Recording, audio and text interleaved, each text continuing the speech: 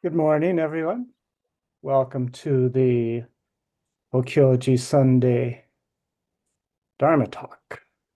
Today, our speaker is going to be Raisei Marc Anderson. Marc has been practicing meditation for over 40 years. He's a Buddhist priest and a chaplain at Macalester College. He's also an internationally known professional percussionist, a poet, the founder of the Urban Monk Project, and he has for years taught people of all ages how to open to their creativity. His training includes Loch Kelly non-dual mindfulness and awareness, nonviolent communication. He has a BA in cultural anthropology. So Raisei, Marc, thank you for joining us today, and we look forward to hearing what you have to say. Thanks, Dokai.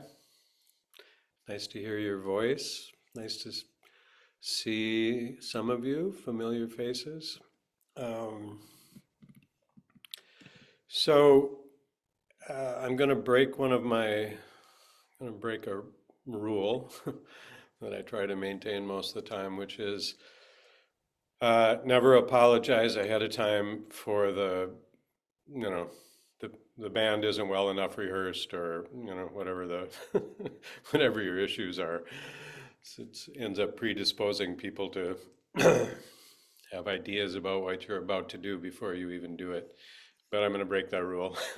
So I'm going to talk today about it's a idea for a talk that I've had for some time, and recently been kind of re-inspired to think about it and start working on it, develop it. Partially re-inspired by a book by a woman named Astra Taylor, a book called Solidarity, in which she's arguing that the thing that's missing in the social change that we are seeking is a sense of solidarity, and that solidarity, and she has an argument about what the elements that we would find solidarity around. So anyway, I won't go into that, but it's related. So rough title for the talk is something like Democracy, Diversity, and Non-Dual Awareness. So at the base of it is my question, is a question. I'm wondering if one of the confusions we have that is resulting in these chronic predicaments of inequity, our inability to resolve issues, social issues, conflict, violence, is based on a radical misunderstanding of religion and the spiritual quest. So, at least in this country and paradigm, we're familiar with this idea of separation of church and state. And I think that's actually understandable if you equate church with religion. But it could be the root of this ongoing issue, which I argue we have. If you don't think of it as religion and you think of church as wisdom, attentive mastery, and moral clarity. And if you think about it that way, then it's possible that actually that's to separate that from the activity of social governance, politics, or social policy, or social activity, that's actually an untenable separation. That as long as we maintain that separation, we'll never resolve these issues. So another way to frame that is the question, is the Dharma, in this case kind of by default we're talking about Buddha Dharma, but I'm really thinking of it in a wider way, but is the Dharma a how-to guide for realizing true democracy? Or you could approach it from yet another side. would a clearer understanding of democracy and diversity, and I'll talk in a minute about how I see those operating together and why it's important to point out both. Would a clearer understanding of democracy and diversity lead to a more broad-based interest in non-duality and interdependence, which are related? Or, or what is the relationship between our political questions and struggles and our individual quest for liberation? So by default, I can assume that all of you are seekers for liberation. Otherwise, why would you be here? That's kind of that's the expressed and both explicit and implicit project, really, Buddhist project. So, and I'm hoping that I'm going to try to just raise questions. So this is, as you might already hear and recognize, it's complex. In my mind and in my heart, I feel the connection, and it's something I've been thinking about for a long time, and it, rises from my understanding of the Dharma, and then my interest in social activity and my appreciation of the suffering, collective suffering that's happening, and my desire to contribute somehow to alleviating that. So one of the first questions that I would propose that is worth considering is whether or not there are actually any universals. So something like democracy, in a way, is actually built on the idea that there might. Well, I'm posing the question. I'm not saying it's true, but it poses the question: are there values? And there definitely are people that have argued, and then that democracy may be a universal value. And then, and just in reference to this country, for example, there's clearly political behaviors, and then it also gets used as a justification for things that we do as a nation state. So there are behaviors and justifications around this idea. They're based on the assumption or the idea that democracy is a universal value. So we, for example, we get involved in all kinds of international affairs, and then the way we think that we can resolve them is, I think mistakenly, but that we can transplant this universal value of democracy, because we assume that everybody holds that as a fundamental value. All of our own inability to actually attain democracy without standing, so we seem to go ahead and do that. So when I started thinking about this, then I thought, well, I think I understand democracy, but maybe I should do some more reading about it. So I want to be clear. It became clear right away in my mind, and then led me to some investigating. So probably, I'm assuming most of us kind of have this idea that it's like a Western invention. It's like the Greeks. And that's not true. It's not a Western thing. Hunter-gatherer people from different parts of the world actually operated in the only actual, as far as we know, the only actual true democracies that have ever existed. If what you're doing is defining democracy as shared and self-governance in an equal way. And I think, that's generally the theoretical understanding of what democracy represents. So represents self-governance, essentially. You're not being governed by a group of elite or a powerful individual leader.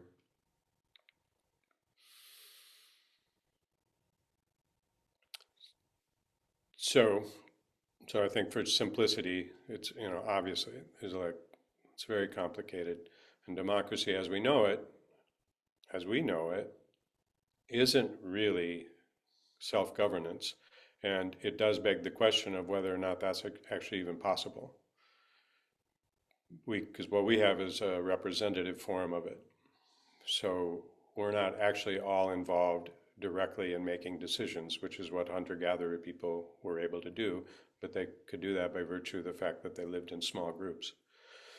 So whether or not it's actually a doable thing that way, is a reasonable question. But so for the sake of simplicity, we could define democracy as a social form of self-leadership. And then if you use that kind of terminology, then I think the comparison with Buddhism and like finding your true nature. So in Buddhism, like if you boil it down to like what's the actual project, it's like, becoming aware of having a full understanding of what my true nature is. And in Buddhism, it's defined kind of in the negative. So it's not this, it's not a separate self. Your true nature is this interdependent arising phenomena, basically, that's constantly in process. In Hinduism, it's actually called, they use the term self. Everything is self. So the same understanding, the same view that Buddhism aspires to. In Hinduism, they describe it in a different way. And then in more contemporary terms, some of you may be familiar with internal family systems, which is a therapy, but it's really, and Loch Kelly, who's been influential for me, he actually is, I think he's doing a really cool job of combining both, because he's a therapist and he's a longtime meditator, meditation teacher with an impressive pedigree. He's coming at it in this, he's got this hybrid form of using it, but in internal family systems, the fundamental premise is basically there is Buddhanature and everybody can access it no matter how traumatized you are. And if you do, your connection with that your underlying true nature, which is already free and unencumbered by external circumstances, including your past traumas, you can actually heal the traumas. And in IFS, realizing that is called self-leadership. So to me, that's there's some clear comparisons. Like it's easy to see. It's like, on the social level, that's what democracy seems to be aimed at, is self-leadership on a collective level. And then in terms of at least these three traditions, and I think you could extend it really, basically I think you could extend it to all of the wisdom traditions.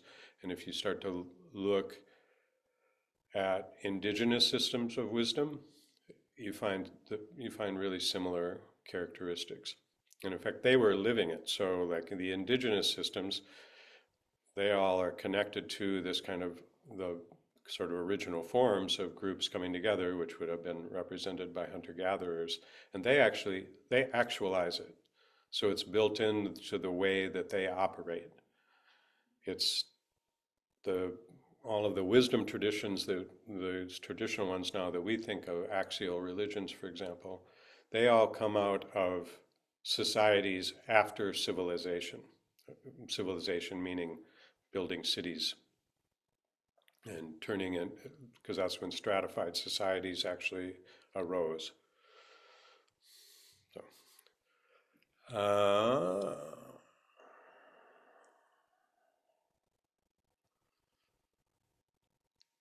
So in a way, so another question I have then is, does democracy actually represent the collective quest for liberation? Is democracy inspired by the same thing that inspires us to come here and sit together and share talks? Is it really the same energy? So this, and what it is that we're looking for example, on this so-called personal level, and I know you all are versed in the teachings and the terminology, and so it's like provisionally a personal quest, but then the realization of it is that there is no such thing as a personal quest. But the terminology and what it is that we're actually up to can be a little bit confusing. So because we use words like enlightenment, it's super murky what that means, and it ends up getting romanticized, and anyway, you can disagree about it. So sometimes I just simply use the word happiness. What we're actually looking for is happiness. There's a lot of pushback on that because of how we think about the word happiness. So if you're thinking of it as pleasure, yeah, it's problematic. If you think of it as more like contentment, stability, then I think actually it's reasonable to use a word like that. Because if you really think about it, I don't know, I could promise you anything. I could promise you lots of money or whatever it is, some acquisition of some kind. But if the conditions were that you would be miserable, you wouldn't do it. So it's super clear that what all living things are looking for, whether you call it happiness or whatever term you want to use, all living things are looking for a certain kind of stability in a world that is in constant flux. So that's the dilemma, right? Is that we know experientially that all that's happening is just change constantly. Some things look like they're more consistent than others and they last longer, etc. There seems to be more duration. But we know intuitively, and then we know just, demonstrably, that everything is changing, and at the same time there's a desire for that to not happen. There's like the body has an imperative, basically, because it needs some stability. Like, your temperature needs to be stable. Your blood pressure needs to be stable. Like, all of these systems need to have some sense of stability. So we're naturally inclined to be looking for it. So I think you can use happiness just as a marker for the thing that everything is looking for. All of our activities. And you can, as crazy as it can seem, you can say that about all sorts of activities that would seem on the face contrary, but that it's just people's, if you look at your own life, for example, or like the premise of internal family systems is that we all have these parts. Some of them are traumatized parts. But the fundamental premise, and this is really compatible with my view of Buddhism anyway, and things I've learned from other Buddhist teachers, is that none of the parts are bad. All of the parts are operating based on their best ability, the information that they have to try to help you. And they're trying to help you survive. They're trying to help you be happy or be stable. It's just that the traumatized parts have really limited information, and they get frozen into a particular activity that in that moment was super helpful. It actually got you to where you are now. But then, like in Buddhist teachings, as the Buddha said, when you get to the other shore, you got to let go of the raft. And the problem with traumatized parts is it's really difficult to let go of the raft. Because we're constantly, or not constantly, but from time to time, we're triggered by external events that will trigger the same response over and over and over. And so we don't know how to let go of the raft, because it's embedded. It's like, and I don't know if I would go so far as to say physiological, but it certainly has physiological, it expresses itself that way. So if happiness is the thing we're all looking for, I'll just provisionally say that's true, using that frame, why aren't we happy? Why aren't we happy personally and collectively? That's what the Buddha was trying to address. He called himself a doctor. He was trying to alleviate suffering. That was his insight. It's like, yeah, yeah, from moment to moment, things might be going okay. It's a beautiful day. I have enough food to eat. Everything's all right. But then if you look really close, you notice that there's more or less constantly a slight sense of unease. Something's not quite right, or it's not complete. And then when you blow that up into social groups, it starts to play itself out, and then there's conflict, and then we don't know how to alleviate that. So we develop systems to try to manage that, to try to mediate it. So at the social level, the argument for democracy is kind of what Paul Wellstone said, which is we all do better when we all do better. So what is the system that allows us all to do better? Is there a system that allows us to all do better? And it's assumed that doing better is, at least in this culture, it's when we're free to do as we please, liberty and the pursuit of happiness. So we can feel that as a fundamental need, right? Like nobody wants to be lorded over by anybody. And if there's too much control, you find a way to act out. So everybody needs a certain amount of autonomy. And, we all have different thresholds, but everybody's got their breaking point in terms of how much control they can actually handle. So we all have this fundamental need, but it's complicated even at a personal level, as I said. So like you have this need for the freedom to do what you want, but then you realize, well, I have one part that wants to do this, and I have another part who thinks that's a bad idea. So even on a personal level, like doing what you want is actually not straightforward. And then the complications of that at a social level are super evident.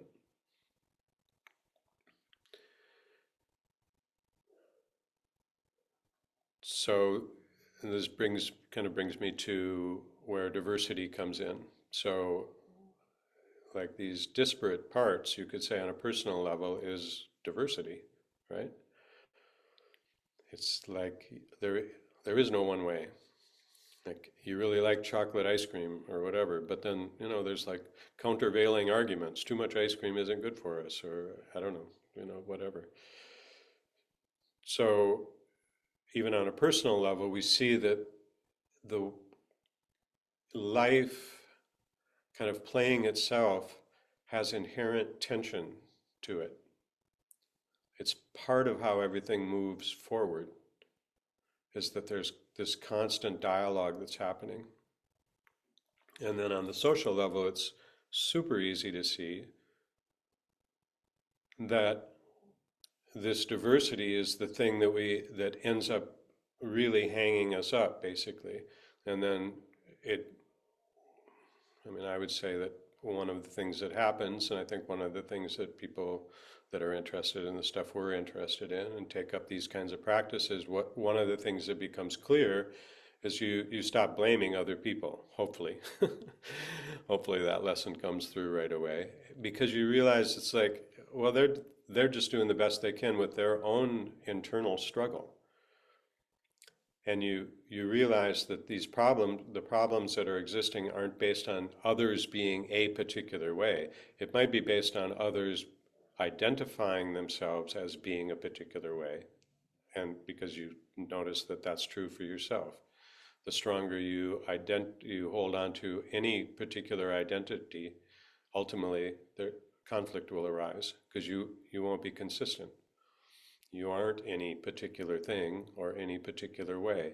You have multiple capacities, and that's actually the creative activity of the world, of life. That's how life continues itself, is by constantly diversifying.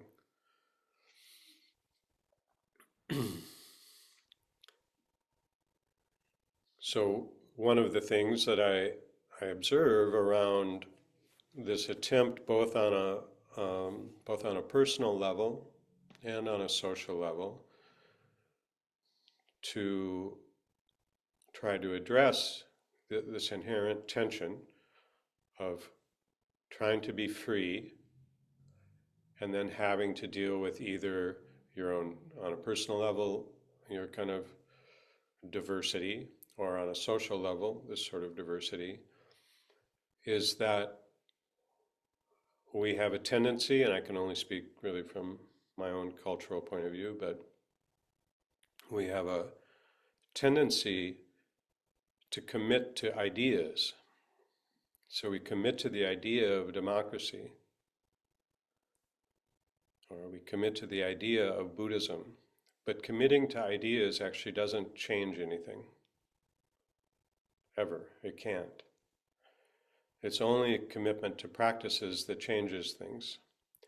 And whether you know it or not, you're always committing to practices, because your life is just one practice after another.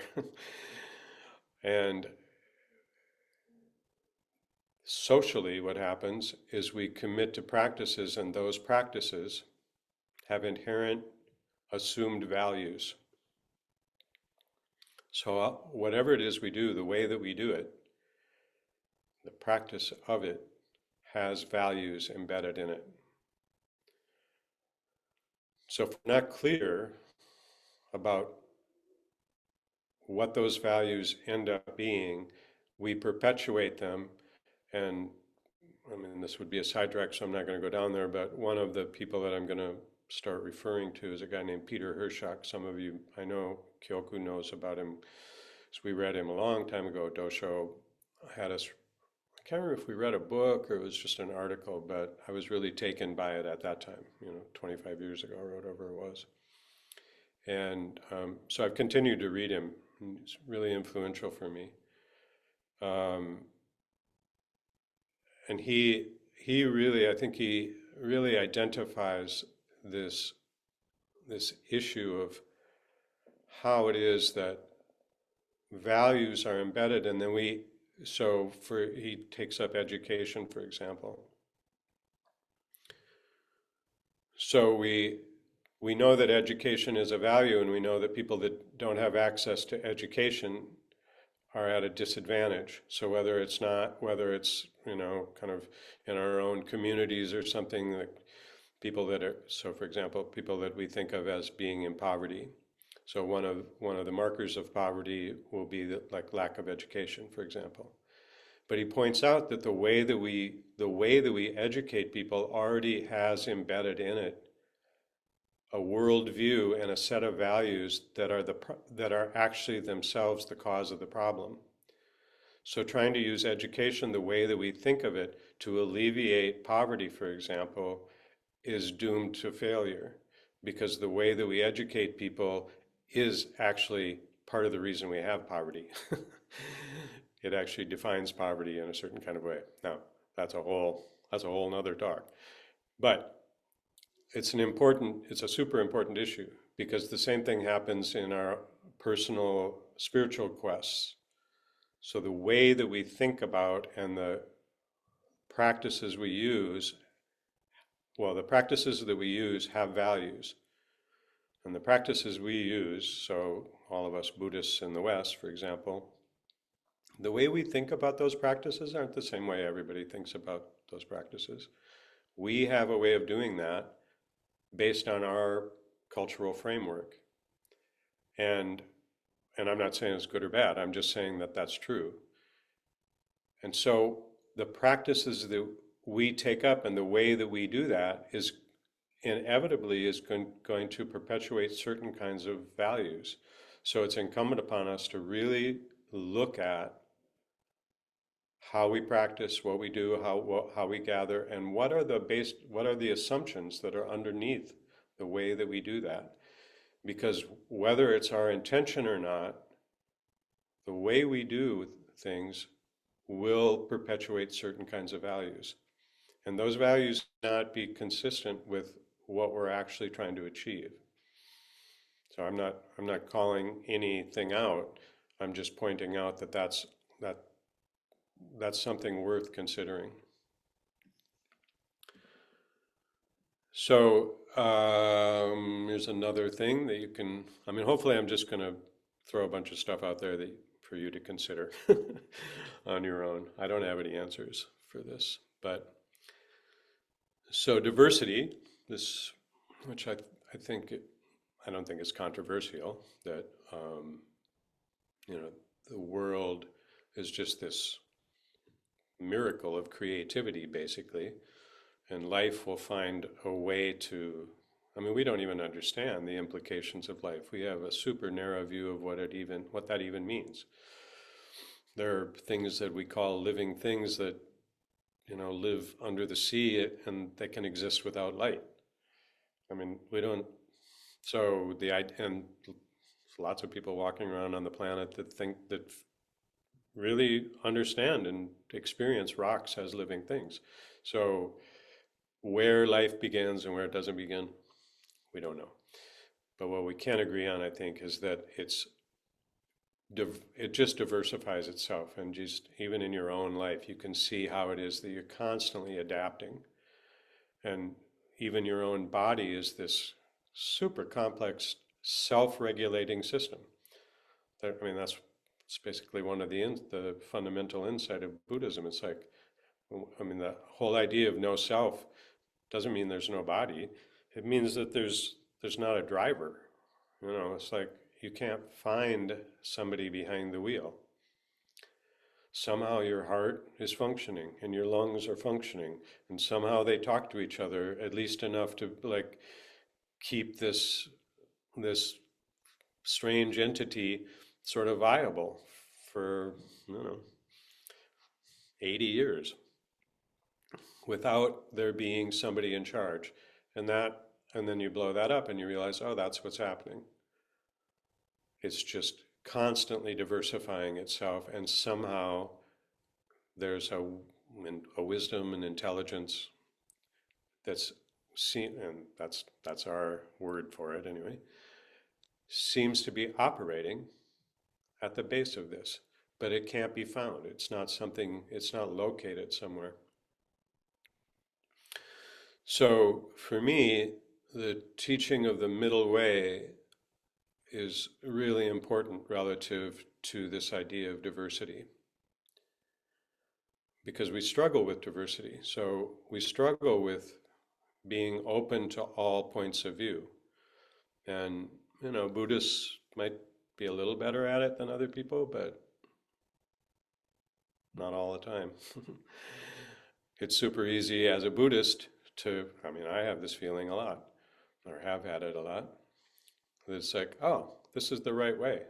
The teachings kind of say that in a certain kind of way. So that's a view. That's a particular perspective, which has to be let go of. But that's a really difficult thing to do, to actually relinquish all perspectives. But that's really what the teaching of the middle way is. The Buddha didn't say that you weren't going to have perspectives. You will. That isn't optional. There's no level of enlightenment at which you will stop having a perspective. You're always, the most enlightened people can still reference a self. Like there is still a body, and that body has an imperative. It's not going anywhere. And you can't stop that. But what you can do is you can see it for what it is. And then you don't have to identify with it. That's basically the teaching of the middle way. So the Buddha didn't answer certain questions, not because he couldn't come up with an opinion. He may or may not have had one, I don't know. But he realized that stating the opinion would be divisive, and it wouldn't lead to further understanding on a social level. You could even say on a personal level. So in a more contemporary example, like in my very limited understanding of the Dharma, I just wondered, like, why, I don't know, somebody like the Dalai Lama, who has a really big platform, wasn't a little more outspoken about some of the crazy shit that happens in the world. Like, why doesn't he say something about that? Like, he must he must have some clarity around this. Like, it's obviously kind of crazy stuff that's happening. And then I realized, slowly, slowly realized that he was taking the middle way. He probably does have an opinion about things, but he realized that for him to say it would simply be divisive, that it wouldn't resolve the issue. So this is from Peter Hirschach. According to Buddhist teachings, although it's true that all things arise interdependently, the fruit of interdependence is not predetermined. There's no gold at the end of the rainbow. There's just the rainbow. Interdependence can be directed toward continued and ever more complicated trouble and suffering, or samsara. So globalization, for example, Hirschach makes this argument, pretty strong argument, that globalization based on our confused view of the world actually isn't solving the problems of difference. It, in some ways, is exacerbating it. So it's an expression of interdependence, and people like Teilhard de Chardin and people like that kind of predicted it. And they predicted it with this idea that it would resolve our differences, that if we were just like cooperating more. But Hirschach is saying, no, you can cooperate in these kind of very complex systems and it can make it worse. Doesn't have to, but it can. Interdependence can be directed toward continued and ever more complicated trouble and suffering, or it can be directed toward meaningfully and sustainably resolving them, nirvana. Put somewhat differently, trouble and suffering are indices of errant interdependence or relationships gone awry. Resolving our troubles and suffering means truing or properly aligning interdependence. So interdependence needs to be worked with. It may be a universal activity, but it doesn't mean that it has an inherent, it itself doesn't have an inherent trajectory. It needs to be understood and then worked with properly so that it's aligned, so that it's actually meaning or moving us towards more connection and more understanding. And this expression of errant interdependence results in more inequity, actually, poverty, violence. So he goes on to say, poverty is ultimately rooted in deficient or misdirected patterns of attention that both result from and result in ignorance and errant patterns of relationship. Material deprivation is one possible effect of poverty, but it's not its cause. So we have a tendency to think of the lack of goods as the definition of poverty, and he's arguing that isn't what causes poverty. What causes poverty is a misunderstanding of interdependence. I mean, actually, that makes sense to Buddhists, I think, because we have examples in our lineage of people that that lived in poverty, basically. Many of them, some of you, me in a certain kind of way, although I don't know if I'd call my thing poverty, but we live with less. We actually aspire to living with less material wealth. And we don't see that as poverty. But on a social level, that's how we define poverty. And he's arguing that's like it's a confusion, it's a misdirection, and it doesn't allow us to get to the root of what actually poverty is. So he says poverty ultimately indexes a situational failure to appreciate the distinctive differences of all beings, a pattern of interdependence that fails to draw out each being's enriching capacities, and that ultimately affects and afflicts all who are present. In sum, poverty can be seen as an index of compromised or collapsed diversity, where diversity consists of self-sustaining and difference-enriching patterns of mutual contribution to meaningfully shared welfare.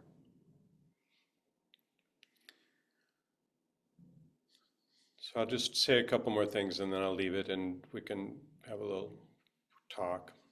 So I'm not going to be able to wrap this whole thing up, obviously. I want to reference another person who, this is a book, I think I'd actually listened to this guy on a podcast before. His name is Tyson Yunkaporta. He's an Aboriginal from Australia. He's got a book called Sand Talk. He says, any real move towards sustainability will require us to cease limiting our understanding with simplistic language around group and individual identities, villain and victim branding, so that we can see what our actual diversity looks like and what it can do for us. We might then begin to notice the patterns and forces that are threatening the survival of all living things and start to change the way we do business. Rather than fighting brand wars to make this doomed globalizing system feel more fair and inclusive, we might instead develop some new systems of transition. So he says that for Aboriginal people, all perspectives are welcome. And he means all. You know, Trump, for example. So, as crazy as that might sound, what he's saying is that, and I actually think this is consistent. I mean, this is where eventually my talk is going to lead when I complete it. I think the teachings of Buddhism, Hinduism, actually I think the mystical teachings of Christianity point to interdependence and a non-dual understanding of the world. And from that point of view, all perspectives have to be part of what happens, because because truth is a process. It's being created. There is no objective truth to the world. Truth, in terms of is a social construct, and it's an important one, but it has to include everything for it to be sustainable. Because, you know, just like if you think about, that's really basically the premise of permaculture, that you can't have something that is thrown away. Where is it going to go? There's nowhere to, that's a dualistic view of the world. There's the world I like and the world that we're going to sustain, and then I don't know what to do with that. That's a dualistic view of the world. So what Yunkaporta is saying that for indigenous people, I think this is true, generally speaking, for indigenous people, they don't see the world that way. Everything has to be included, even the crazy people or whatever, you know, like even really kind of fringe sort of ideas. It doesn't mean you have to like it. It doesn't mean it has to become part of your policy. It means it has to be part of the raw material that you shape the truth out of. That actually is how truth is being created. And the more inclusive you are, the closer you get to a truth that actually could be sustainable. Now, how you do that? That's the big question, right? He also says sustainable change happens through everyday activities in the language of ordinary people. So this is part of my thing with what I'm trying to do in the world, bring the Dharma into the world in a way that's kind of free of some of the baggage of any tradition. and see if there's a way to kind of retranslate into ordinary language. Because at least for me, that's what feels right. Like how, I don't want to be exclusive around language. And is there a way I could talk to my neighbor about this who hasn't ever and is never going to read a book on Buddhism? Can't we talk about this? And how do we include, how could her and I both have a conversation that could shape a truth that we could live by, that would have the embedded values that would be sustainable to build the kinds of communities we need if we're, ultimately, if we're going to live.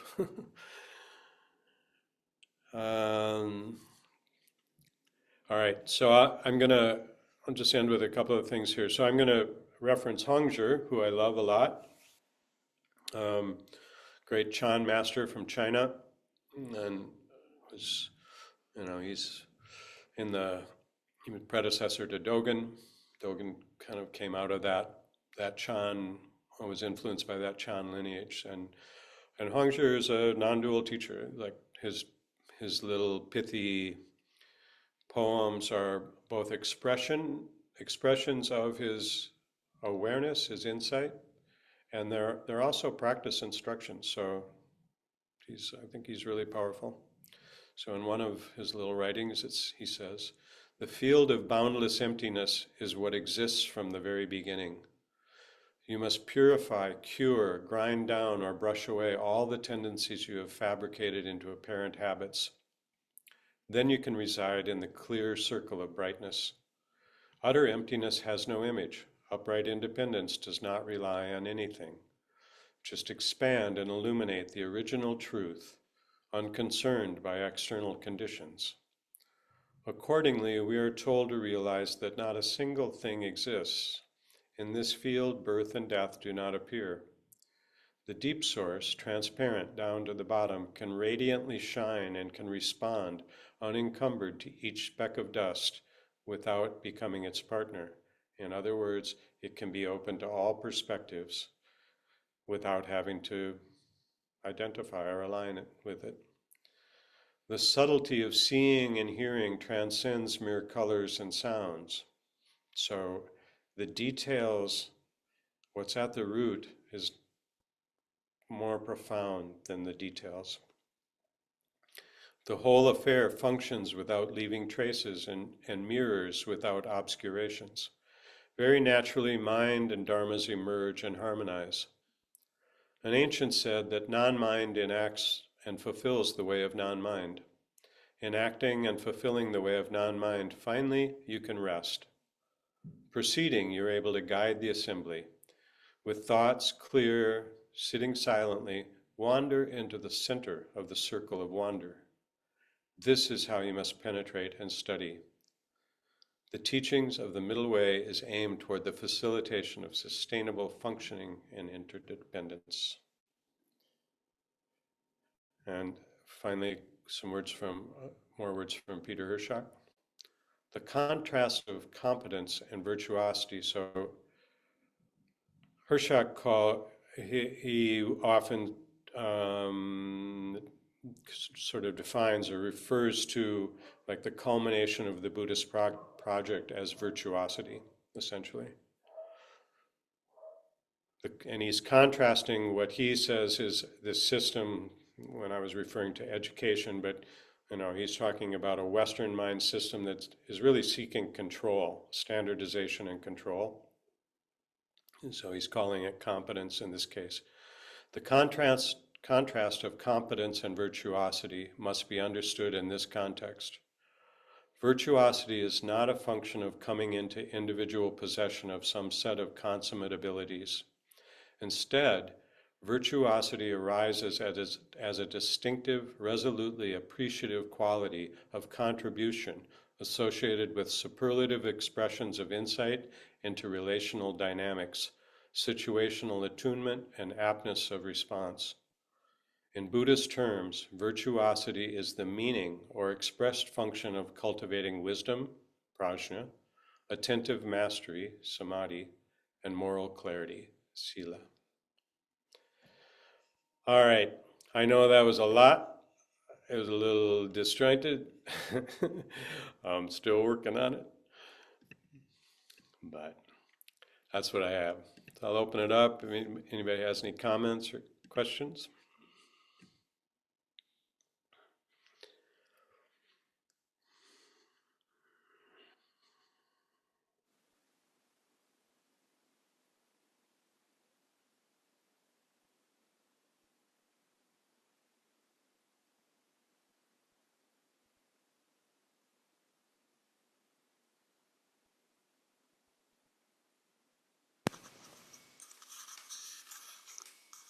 Hi, this is Kyoku.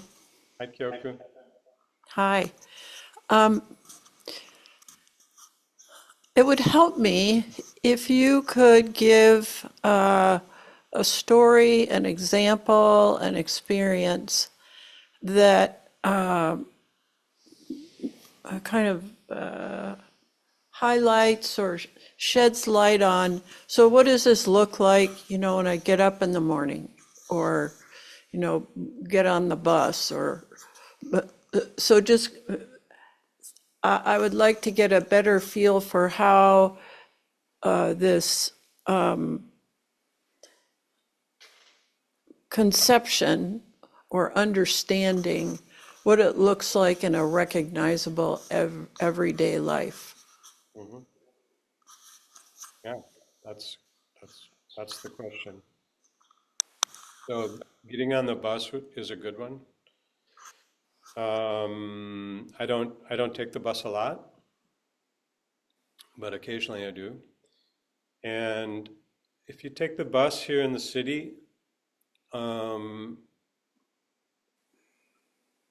one of the things that you'll notice as a white person of privilege is that there's, like, all of a sudden there's a lot of people of color.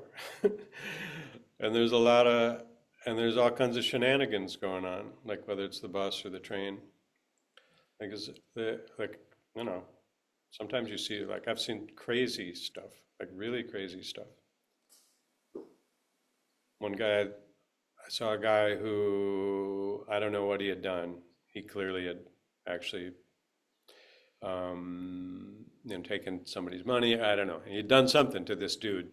This this dude was angry, and he stripped him of his clothes on the train, and then left with the guy's clothes. So the guy was there naked in the bus or in the train. So it's crazy. So if you're a white person of privilege, you get in your car and you go to work, and mostly you're working with a bunch of other white people. And it doesn't even have to be white and black, but that's part of the way it expresses itself in our culture. So you get on the bus, and then it's like, this is crazy. Like, you don't feel safe, and you're not totally.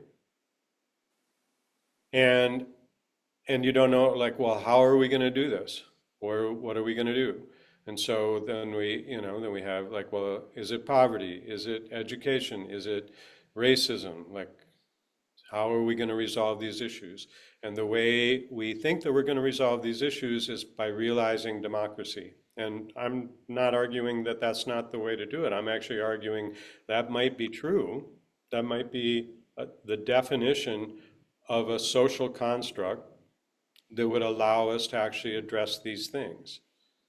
But then when you look at democracy as it's being played out in our country, it's not that hard to see. It's like, oh, the way that democracy gets played out is that it works for those that are privileged and it doesn't work for those that aren't privileged. So it's like, well, is democracy a real thing? So what I'm suggesting is we think about that. Like, is it a real thing? Is it an expression of a shared value, for example? So do the people that are acting out on the bus for whatever the reasons, like, there's all kinds of reasons. Do they have that same value? Do they want to be free? Do they want to have an autonomy? Do they want to live in a system of self-governance? And if that's true, and then there's all these diversified expressions of beings that want to do that, what would be the required, what's required for that to happen? And what I'm proposing is that the kinds of things that groups like us are interested in actually contains at least some of the things that actually would be required. So if we were actually going to realize a society that could live together, and invariably there's going to be issues, I mean, of course there will. But if we could live together and there was a path forward, what would that look like and what would be required of all of us? And what I'm proposing, that it might be true that the kinds of things that we think about and practice in the Dharma world, and I don't think it's exclusive to Buddhism at all, are exactly what they need. So then the question is, how do we do that in a diverse society? So how do those, like the values that are embedded in Buddhism, for better and worse, in, let's say, Thailand or something, or Burma, like it's a delivery system that's built in, and that's how people used to live. But increasingly, we don't live that way anymore. And that's part of the reason that traditional systems are kind of breaking down in a certain kind of way, because they carry a sort of exclusive package with them. It's like you're Buddhist or you're not Buddhist. And if you're not Buddhist, then you probably don't know these teachings. And what I'm proposing is that democracy might represent something that's more universal. Whether you call it a democracy or not doesn't matter. It might represent something universal. And if it is something universal, and if the kinds of understandings and teachings that we get in these kinds of groups and these kinds of endeavors and interests are the requisite for actually realizing those aspired values, that we could live kind of self-governing and we could sustainably work together and cooperate, then how are we going to do that? Like how do we share that information with our babies, basically? Like what's that going to look like? Does that make it more clear? Uh, no, Oh, but good effort. Part of what I'm curious about, because I've spent 10 years without a car and rode a lot of buses, yeah. and it's like, so what was the response to that? I presume that you were on the bus. Mm-hmm. What was the response to the person that unclothed forcefully and probably against the will of the person that he was interacting with? So it seems to me in the moment, the question that's most vivid is what's an appropriate response?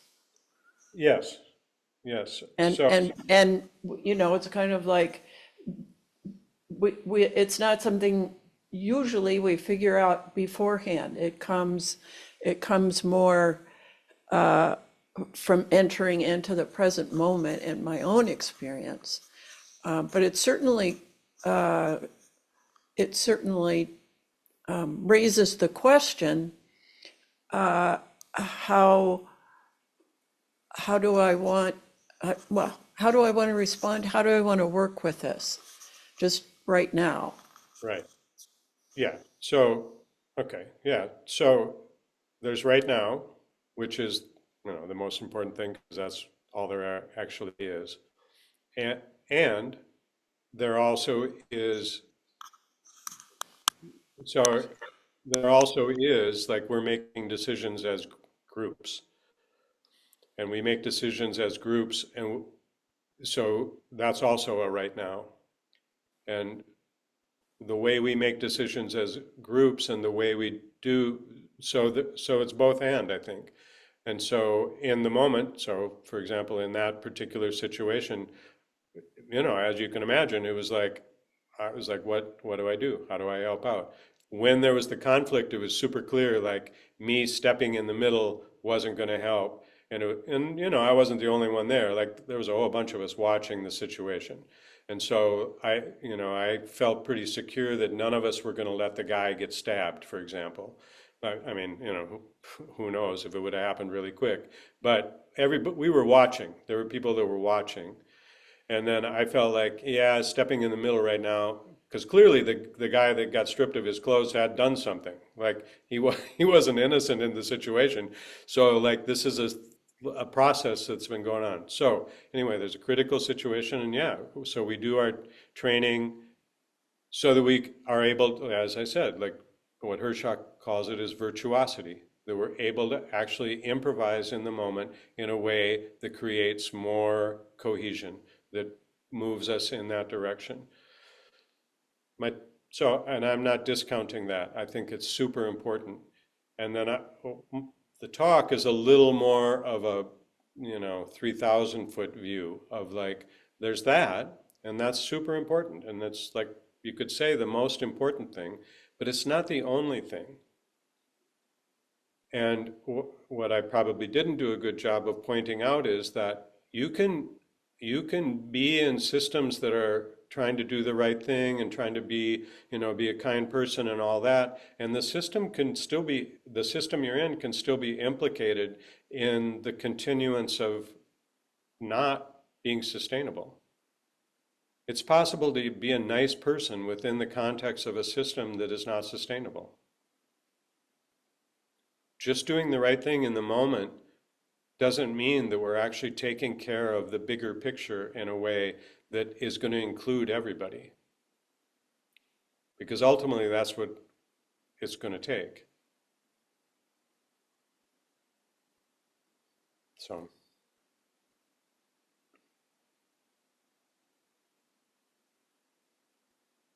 Bryce, thank you. We've moved over our time here. I see that, yeah.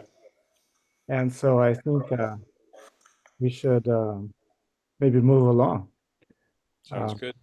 Thank you for your talk. I hesitate to ask for another question. Who knows how complicated it might wind up being.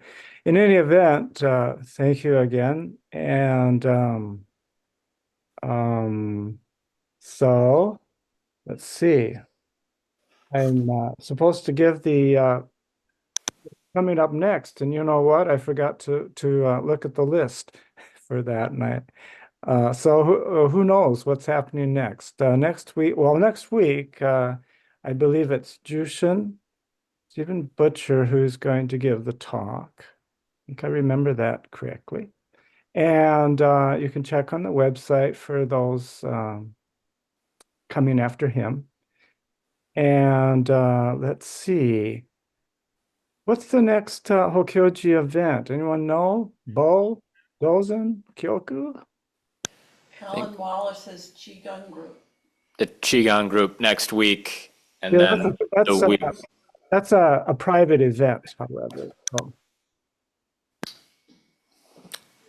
I think You got Just Sitting coming up in June. Just Sitting. the Just- women's retreat. The women's retreat in mid-May. That's right. And Rice's Naturally Awake Oh retreat.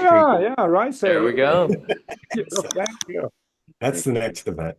Okay, well, that's a sampling of several different things right there, of various different manifestations. So take a look at our events page and pick out something to come down for. We're just finishing up a wonderful weekend we had here with about 14 people getting lots of work done. And so it's a pretty nice place down here. So think about coming down and joining us for something. And let's now close with our 4 vows, which leads us in. Beings are numberless. I vow to free them. Illusions are inexhaustible. I vow to end them.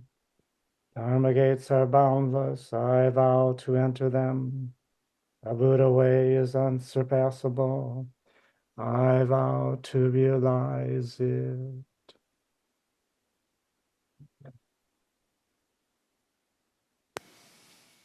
Able to hear that ring?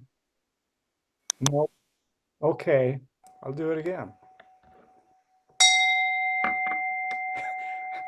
The thing I'll go. It's a technical man. Okay. Thank you again. Thanks for all coming and have a nice week. Hope to see you next week. Okay. Bye-bye. Bye. Bye.